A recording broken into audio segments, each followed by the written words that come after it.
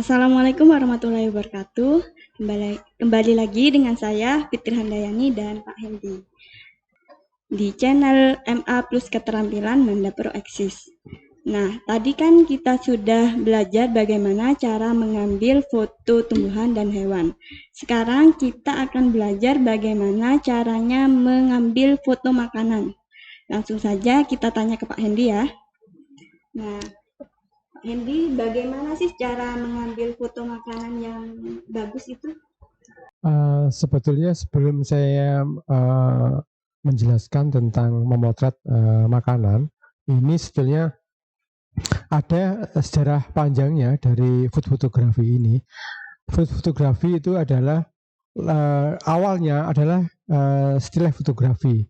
Still fotografi atau yang lebih sering dulunya orangnya menyebut itu adalah tabletop fotografi, itu adalah memotret. Kalau kita jabarkan satu persatu, istilah fotografi itu adalah memotret benda-benda mati yang ada di atas meja, seakan-akan menjadi hidup. Istilah fotografi ini sebetulnya berawalnya hanya memotret benda-benda mati, bukan makanan. Ketika benda-benda mati, saya tadi itu sempat mencari membuat contoh fotonya tentang mutiara. Ya. Sebenarnya konsepnya ini. Jadi konsep awalnya istilah fotografi itu adalah memotret benda mati seakan-akan biar menjadi hidup. Ini adalah dipotret di atas meja. Nah, pemotretan di atas meja itu akhirnya berkembang menjadi tabletop fotografi atau memotret di atas meja. Ketika kita memotret di atas meja, banyak hal yang bisa kita potret di atas meja. Akhirnya berkembanglah menjadi food photography atau lebih cenderung orang sekarang memotret memotret makanan. Memotret di atas meja itu ini intinya adalah memotret di atas meja. Jadi kita harus membuat pencahayaan apa adanya. Ini foto saya ketika memotret makanan yang ada di atas meja. Inilah konsep awalnya food photography itu dibuat. Akhirnya berkembanglah memotret di atas meja itu menjadi food photography.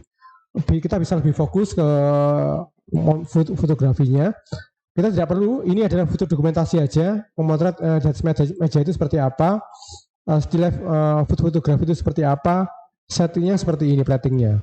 Jadi yang paling sulit dalam sebuah memotret food photography itu adalah plating atau stylishnya. Stylish ini penting karena ini adalah untuk menceritakan unsur-unsur yang ada dalam makanan itu sendiri. Mungkin bisa kita fokuskan, Mas Oki, hasil pemotretan dengan menggunakan still fotografi ini dengan pencahayaan apa adanya dan background putih.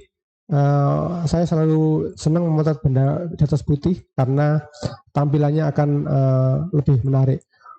Ini contoh foto yang still yang foto tentang makanan tadi.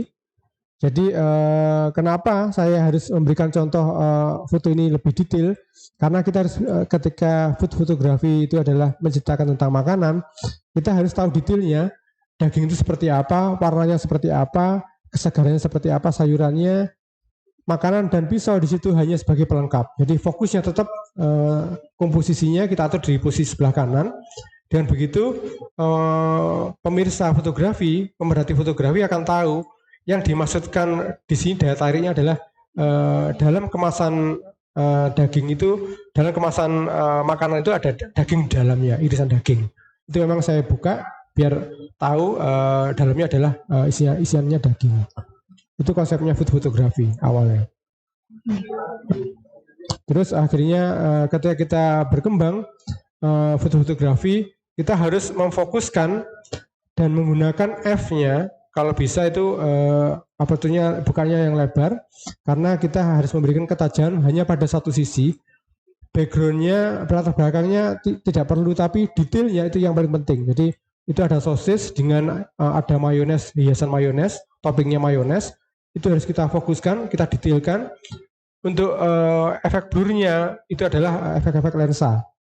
Usahakan memotret food fotografi ini lensanya bukaannya adalah 30 f-nya, lensanya 35 mili, bukaannya adalah 1,8 atau 1,4. Ini akan menghasilkan foto itu akan lebih bagus detailnya. Nah, iya Pak. Kan makanan itu kan ada yang dingin, ada yang panas. Nah, Ya. tips untuk memotret foto makanan yang panas itu bagaimana? Foto makanan kalau bisa itu harusnya kalau kita menceritakan tentang panas, harusnya memang harus bendanya itu memang harus hangat. Kita bisa memberikan efek asap, kita bisa memberikan efek smoke di atasnya. Tapi itu memang harus pintar-pintar kita juga mengatur lighting ya, karena di setting lighting itu kita harus menggunakan backlight untuk merekam cahaya asapnya dari sebuah makanan itu tadi. Kalau untuk makanan yang dingin, biasanya makanan dingin itu selalu ada embunnya. Jadi kita harus menceritakan embun itu harus tampak menonjol, detail-detail bulir-bulirannya air itu harus tampak menonjol, itu harus kita tampilkan juga. Kalau di foto ini kita tampilkannya detail makanannya, campurannya, di burger itu apa saja isinya, kita bisa melihat kesegarannya dan kita bisa bisa tunjukkan kesegarannya dengan menunjukkan jeruk sebagai pemikat bahwa di sini ada jeruk tidak hanya warnanya yang menarik, tapi jeruk ini kita buat out of focus, dan begitu fokus pemerhati foto tetap ke fokusnya ke makanannya. Untuk momen ya Pak, kan ada kayak wedding itu kan ada foto, kan ada makanan yang banyak. Nah, cara yang bagus untuk memfoto makanan yang banyak itu mungkin ada tipsnya Pak? Kalau untuk fotografi itu sebagian memang kita bisa memotret yang banyak, tapi permasalahannya kalau kita memotret makanan itu terlalu banyak, akhirnya kelemahannya adalah tidak fokus dan akhirnya melebar kepada tampilannya yang ada di atas piring. Jadi bisa saja kita memotret banyak, cuma hal itu tidak saya anjurkan karena ujung-ujungnya nanti akan tidak fokus dan pemerhati foto melihatnya akan terpecah fokusnya. Itu kalau menurut pendapat saya seperti itu. Untuk promosi makanan itu Pak? Promosi makanan sebenarnya basicnya tetap food fotografi ya. Jadi food fotografi itu adalah basicnya adalah tetap di makanan. Kuncinya yang paling kita harus hati-hati adalah di platingnya. Jadi plating atau stylishnya penyajian makanan itu di atas piring itu memang sangat mempengaruhi cita rasa kita sebagai yang ingin kita sampaikan. Oh iya, ada lagi angle of view ya. Angle of view itu adalah sudut pandang fotografi. Ketika makanan ini akan kita sajikan, kita harus tahu juga marketnya atau yang mau makan makanan ini adalah anak-anak atau orang dewasa.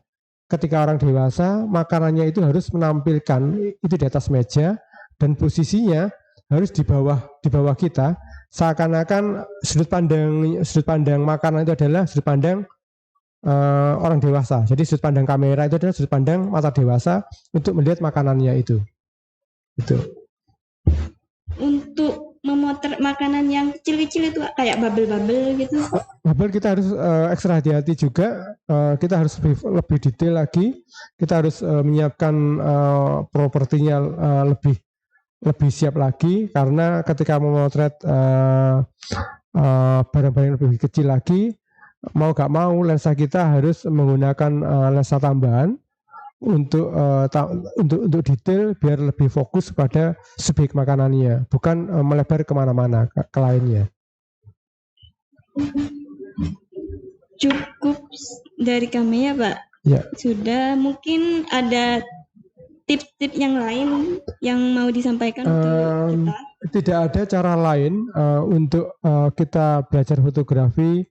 Tidak ada cara lain yang terbaik untuk memotret dengan hasil yang maksimal. Selain kita memang harus sering berlatih, kita harus sering mencoba kemampuan kita, mengasah kemampuan kita. Minimal harus ada bayangan di benak kita, di pikiran kita. Sebelum gambar itu jadi, saya ingin gambar ini akan menjadi seperti apa, dan harus menjadi yang kita pikirkan menjadi sesuatu seperti apa. Itu harus ada di gambaran dulu, di gambarnya fotografer, sehingga kita eksekusinya ketika tidak berhasil, kita punya batasan, ini perlu diulangi atau sudah cukup.